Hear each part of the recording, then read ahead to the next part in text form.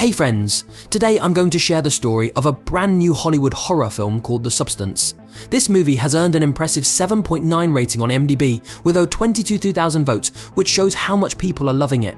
The Substance is an intense mix of sci-fi and body horror. The story has twists and complexities, but I'll do my best to explain it to you in a simple and engaging way. The plot revolves around a woman who was once a massive star. Now, as she approaches her 50s, her fame has faded along with her youthful charm. Desperate to regain her young and beautiful appearance, she turns to an illegal black market drug called the Substance. While the drug gives her a brand new body, what follows plunges her into terrifying and nightmarish situations. Without further ado, let's dive into this thrilling and suspenseful story. The movie opens with an injection being administered to an egg, causing it to divide and form a new egg. This concept forms the foundation of the film. We're then introduced to a group of people working on a Walk of Fame project, a tribute to celebrities. One of these stars is Elizabeth Sparkles, a legendary superstar of her time. But as the years pass, her fame and brilliance slowly begin to fade. And that's where the story takes a dark and eerie turn. The story now moves forward. We see Elizabeth, who is currently hosting a popular fitness TV show. Today is her 50th birthday and everyone is congratulating her. But then, her boss calls her into a private meeting. In a very indirect yet cutting way, he tells her, "Your time is up. You've turned 50 and we no longer need you." This hits Elizabeth hard. She's deeply shocked and leaves the meeting feeling disheartened. On her way home, she notices that a billboard featuring her advertisement is being taken down. Watching this, her heart sinks further and she becomes distracted. It's at that moment she gets into an accident. Luckily, her injuries are minor. At the hospital, the doctor treating her turns out to be a fan. He warmly wishes her a happy birthday, but instead of being cheered up, tears well up in Elizabeth's eyes. After the doctor leaves, a hospital attendant comes over and, oddly enough, starts checking her spine. Considering the doctor had already said everything was fine, Elizabeth finds this strange. She asks the attendant, "Is everything okay?" The attendant smiles cryptically and replies, "Oh yes, everything is absolutely perfect. You're the ideal candidate." Before leaving, he discreetly hands her a small packet and walks away. Curious, Elizabeth steps outside and opens the packet to find a flash drive. On it is a label that reads Substance. There's also a note from the attendant that says, "This changed my life just then." Elizabeth runs into Fred, a former classmate from her school days. Fred has always been her die-hard fan, borderline obsessed. He showers her with compliments, calling her an icon and praising her relentlessly. For the first time in a while, Elizabeth feels good about herself. Someone still sees her as a star. She decides to take Fred's number before parting ways. Later at home, Elizabeth plugs in the flash drive. What she finds shocks her. It contains information about a drug called Substance, an injection that triggers cellular division in the body, creating a brand new younger version of the person. Initially, Elizabeth is horrified. The drug is black market and highly risky. She throws the flash drive into the trash. But later, as she looks at herself in the mirror and sees signs of aging, she has a change of heart. She realizes how badly she wants to feel young again. Finally, she decides to order the drug. When the package arrives, it contains a full kit, including an activated dose. The instructions clearly state it's for single use only. After some hesitation, Elizabeth injects the dose into herself. The effects are immediate and excruciating. She collapses to the ground, paralyzed, unable to move.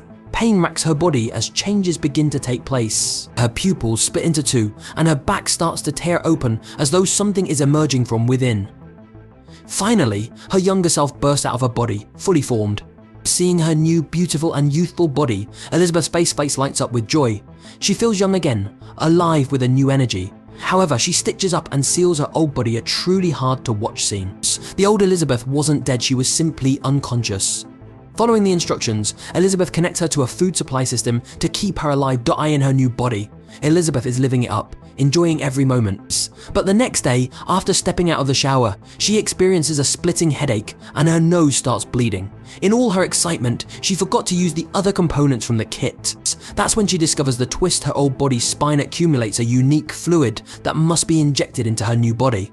This has to happen every 7 days.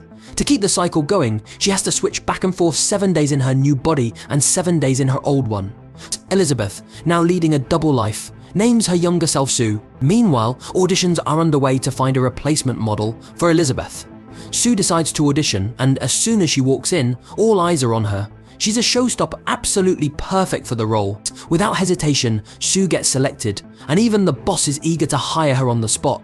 However, Sue sets a condition: she can only work alternate weeks, because she has to care for her mother outside of town. The boss, smitten, agrees, saying, "For you, anything.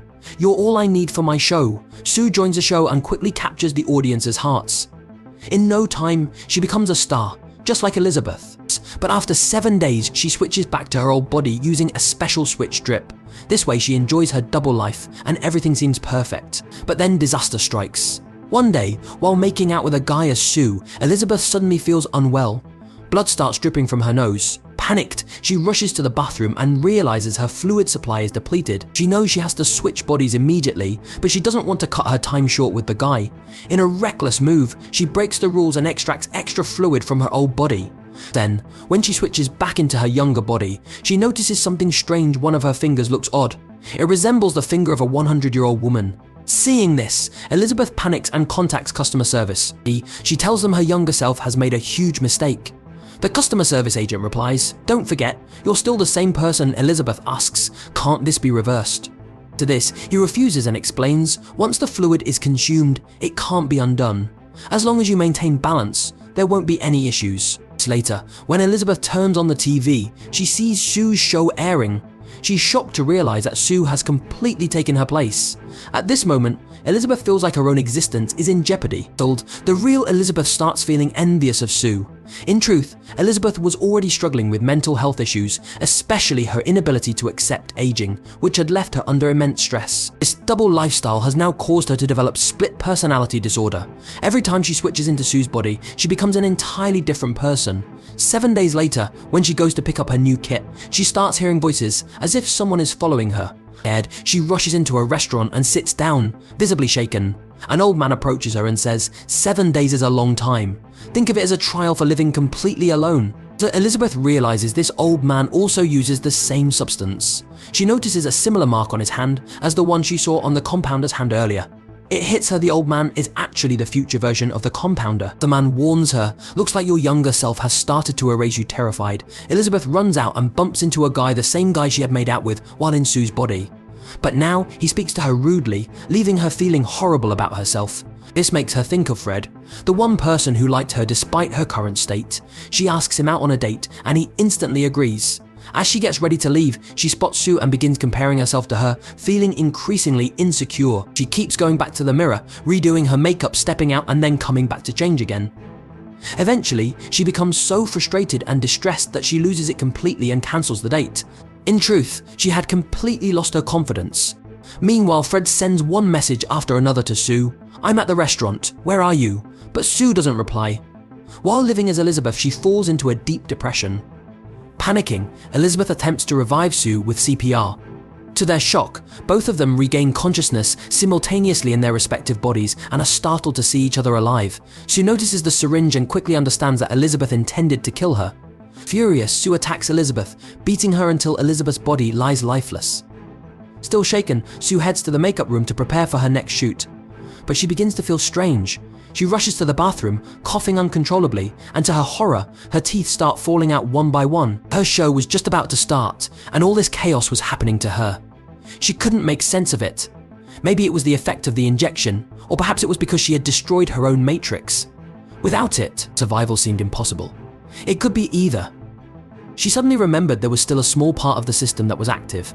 With that, she thought she might be able to build a new body and escape from this situation. As she tried to leave, the investor showed up to check on her, her boss. Noticing her distressed state, asked, "Hey, what's going on?" Everything okay, she knew if she opened her mouth it would be a disaster. So she just nodded and pretended everything was fine. The boss, still unconvinced, said, "Then smile, will you?" She forced a fake smile to reassure them. And as soon as they left, she made a run for it. She hurriedly pressed the elevator button, but to her horror, her nail broke off in the process. That wasn't all, her ear suddenly fell off. She barely managed to hold herself together and somehow made it back home. Once home, she pulled out the activator, the one she'd been warned to use only once.